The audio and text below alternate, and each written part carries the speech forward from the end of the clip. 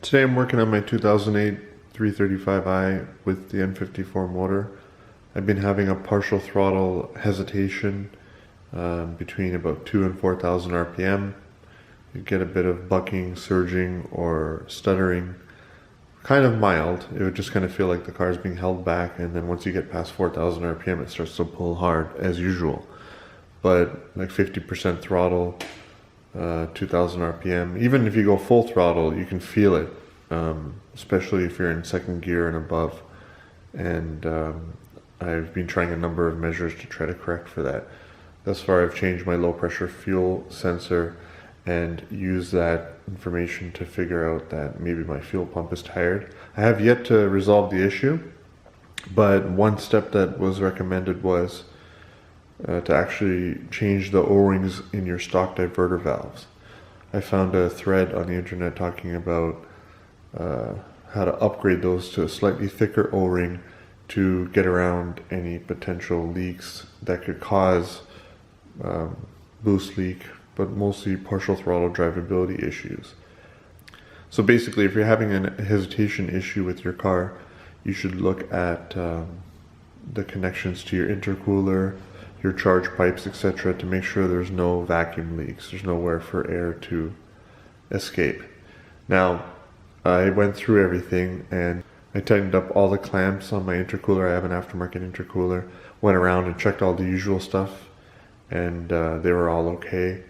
I've heard of some people having O-rings at their actual intercooler if they have a factory intercooler, and the factory connection, the connection to the actual intercooler that clips on, the O-rings inside that connection can actually degrade and you can have a leak from there. So if you're having drivability issues, partial throttle under 4,000 RPM, it could be related to any type of leakage at your intercooler or any of the charge lines. And one major source of leakage could be right at your diverter valve. So luckily I found that thread where someone said they upgraded their actual O-rings on their diverter valves, went to a larger O-ring, and it actually fixed their issue. And then there's a few people replying to that saying it worked for them, so I figured I'd document this in video form. And credit to the poster of that thread. It was on Beamer Boost, I believe. So I bought this on Amazon. It was a 10-pack. It's hard to find them in packs of 2, maybe on eBay. But if you can get that to focus there, you can see there 3.5 by 24. Those are the specs for the O-rings. So what I want to do now is get a few things out of the way so we can get clear access to the actual stock diverter valves and get them removed from the car. To start with, I'm going to remove this front snorkel. 2 T20 Torx up at the front of it. I'm going to remove this charge line here. Removing this line. Just squeeze on the sides. Now I'm going to remove the actual dual cone intakes I have on this car.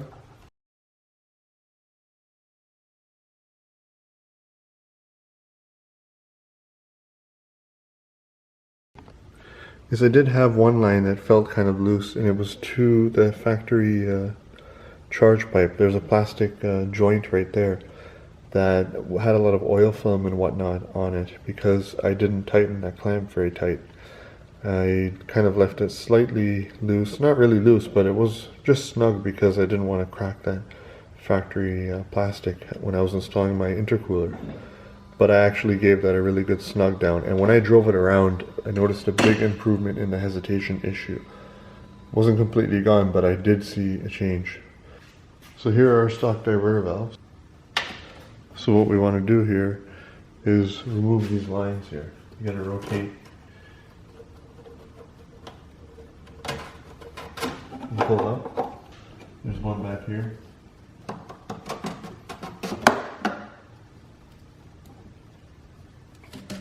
And there's 2 down there that you got to turn to be able to remove.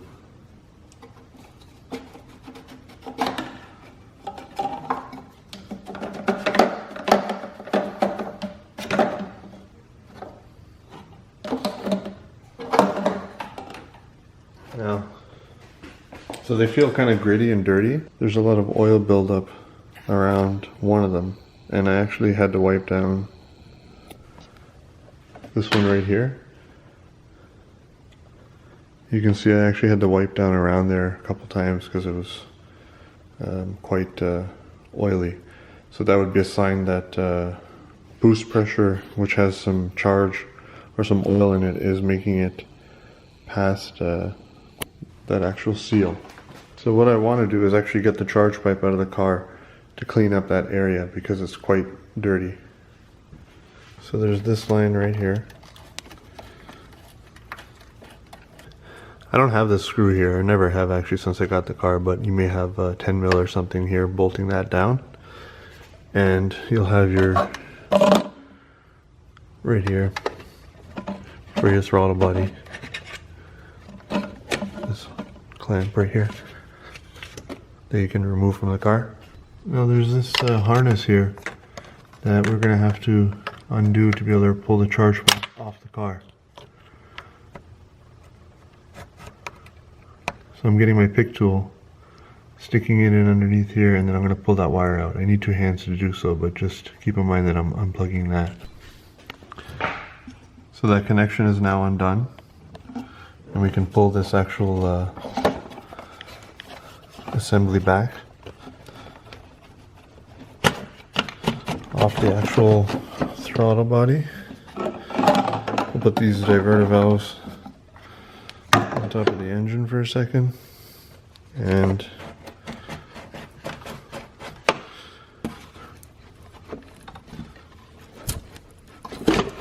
now we can take this off the car. I gotta be careful doing this, I may regret it, but I want to remove this vacuum line from the car from here so I can take the diverter valves over there in better light. So before going any further here, this line to the top of the diverter valve is basically just hanging on by a thread. Like, I think it's basically just busted. I think that's our issue. And the amount of oil on that, it's not really getting past there, but nonetheless, I'm going to consider this a maintenance item.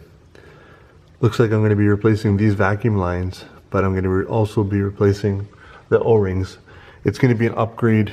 It'll be better for holding a little bit more boost because the actual O-rings are a little thicker, so it's a much tighter seal onto here versus the stock one. But you know, I'm not going to be able to definitively say if it was just the O-rings that did it or if it was a combination of these vacuum lines, if I needed to do the O-rings, etc. But they're, you know, they have a lot of miles on them, and I'm doing this for maintenance. So here's the stock diverter valves,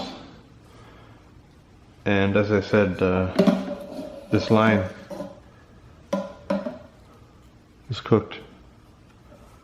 I think it must be leaking. Yeah, it feels like there's a hole in it, or it's just basically there's nothing left. It blew out.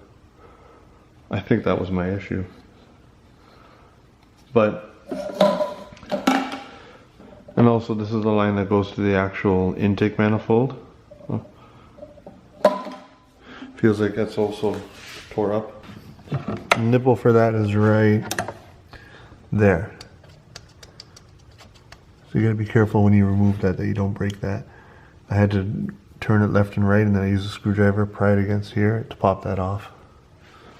But let's move on to what this video is about. It's going to be, you know, maybe it'll bring some attention to the fact that those vacuum lines deteriorate with time, to inspect them, but we're going to focus on the actual O-rings inside here. It's very dirty. They need to be cleaned up. So, but what I'm going to do is take my pick tool and remove the O-ring.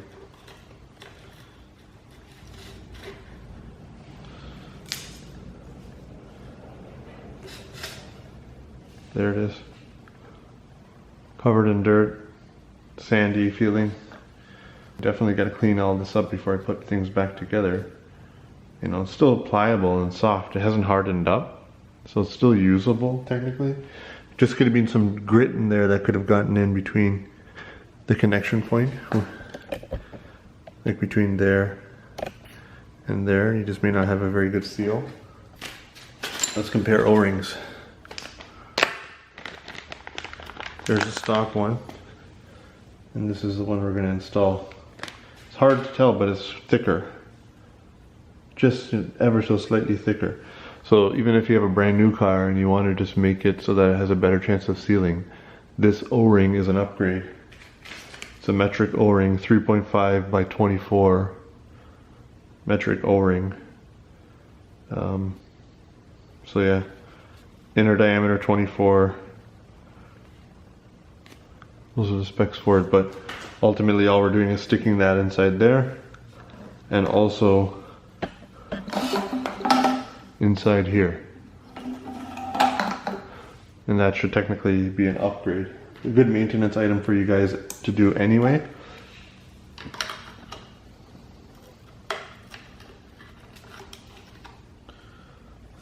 There's that.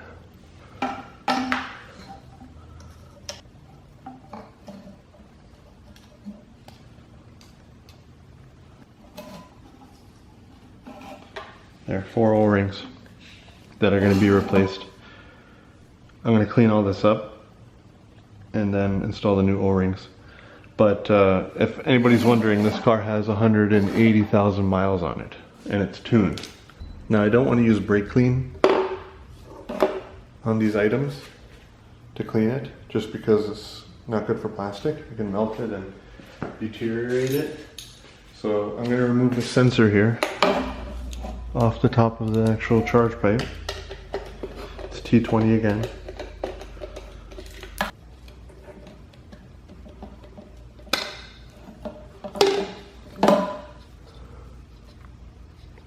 So we'll keep that aside. That way I can rinse this out with soapy water without worrying about getting anything electronic damaged.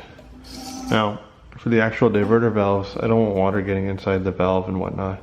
So all I'm going to do is just clean the tips of them. And they're not that dirty, not like here.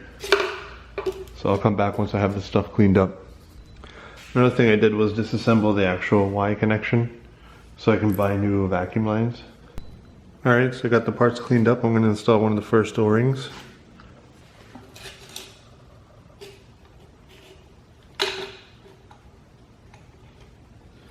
Alright, that's seated home. There you go. Still fits fine. It's just when you're pulling it out, it's a bit of a tighter fit.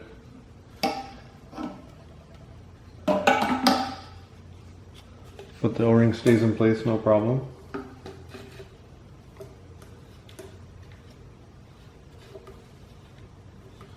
Feels good. So it's a very tight fit, but it's still very usable. Stays right in place as it should. Fits in there. Almost seems like it's the proper O-ring compared to the one that comes stock. Seems like a better fit. So that's that. The O-rings are refreshed now inside the pipes. I got to change out those vacuum lines. I'll reassemble and I'll get back with you. So I have things back in place for now. I'm gonna have to run to the auto parts store to grab some new vacuum line to redo the actual lines. I'm kind of thinking that's probably what was the cause of all these issues. But if you're having a problem with surging, etc. at below 4,000 RPM while the turbos are trying to spool, on this car it makes a lot more boost down low and then it kind of tapers off up high. That's maybe why it was able to tolerate up at higher RPMs but not so much at lower RPMs. I'm not sure. But I'm going to try to find some silicone vacuum line, 3.5 mm, to redo that. If I can't, then I'll get regular vacuum line and then I'll come back and redo the whole system with some better quality silicone stuff.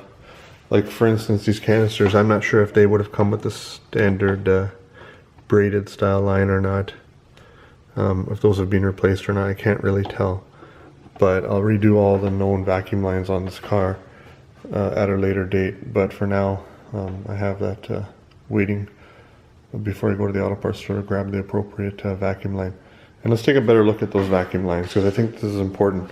Maybe what you guys will have on your car is perhaps, see if I can get some really good light on that. Perhaps on your car, it will look normal from the outside, but the way they fail is, if it looks kind of normal, like from this angle, it doesn't look that bad. But if you put your finger in there, you can push right through, there's nothing there. The vacuum line is gone on the inside, the rubber is missing. You can just squeeze it. And over here, it's hard. Over here, you can kind of see, like, obviously something's happened there, and it's lost its resiliency. So I'm back from the auto parts store, and I couldn't find anything really heavily reinforced in terms of hose. All I could find is standard vacuum hose, which is like super flimsy, and I don't think it would get the job done. So I looked around as to what I have in my garage. I actually have this stuff. This is just temporary, but it's really stiff. It's pretty heavy duty actually compared to the vacuum hose. So I figured I'll use this for now as a temporary measure, and then I'm going to order up some silicone vacuum line and actually upgrade that. So I'll make a video when I'm actually doing the silicone upgrade. But for now, this should get the job done. And what I'm going to do is just set everything up here. And I also got these clamps, just to be extra sure that I'm not going to encounter issues.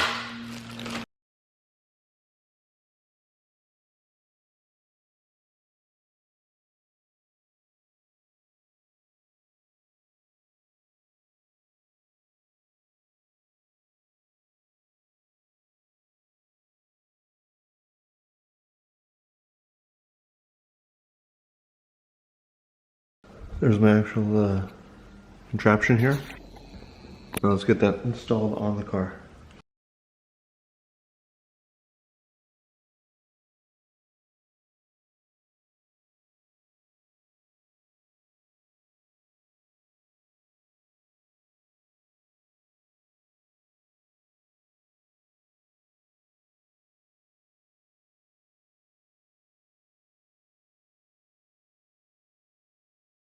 So for now, that's my temporary measure. It's not ideal, obviously, but I got clamps on everything. It's really on there good. It's not going anywhere. And nothing is kinked up. So, at least for testing purposes, that should hold up. So all back together now, let's go for a test drive. Well, unfortunately, I just went down a back road just to see if there's any improvement, and it's definitely still there. That wasn't my issue. But one thing's for sure, trying to diagnose the issue actually forces me to do a bunch of maintenance on the car and brings attention to issues that I didn't know were there. So I guess in that respect, it's good. For instance, I changed my actual seals on my fuel injectors. The ones I bought, they were refurbished and they came with these generic looking plastic white seals that I always kind of was nervous about. So what I did was I actually bought the OEM seals, compressed them, put them on properly, you know, just as you're supposed to do it by the book, the Teflon black seals. And, you know, didn't fix things, but I figured it would be a good item to look into. I didn't want to bother putting that on a video because I didn't think it would help too many people, but at the end of the day, it did actually, feels like it smoothed everything out ever so slightly.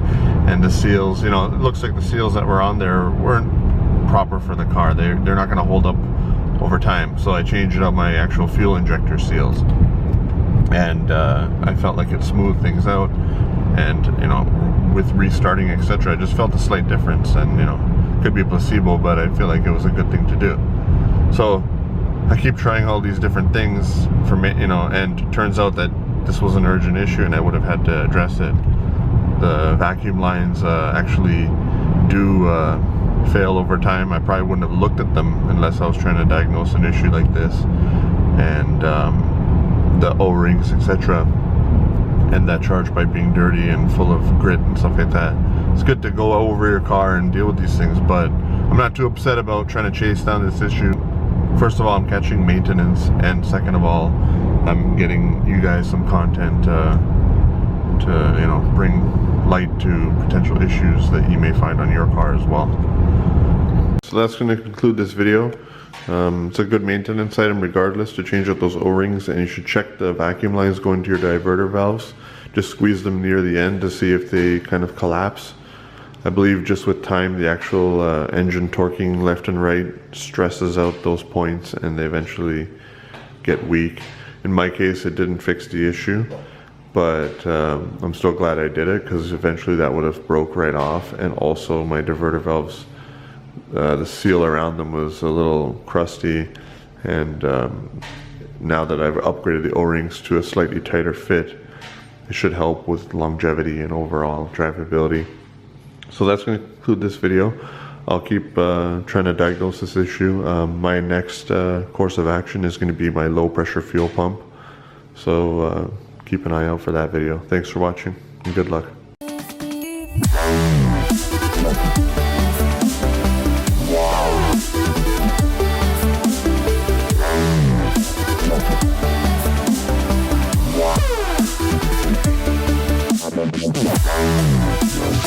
Wow.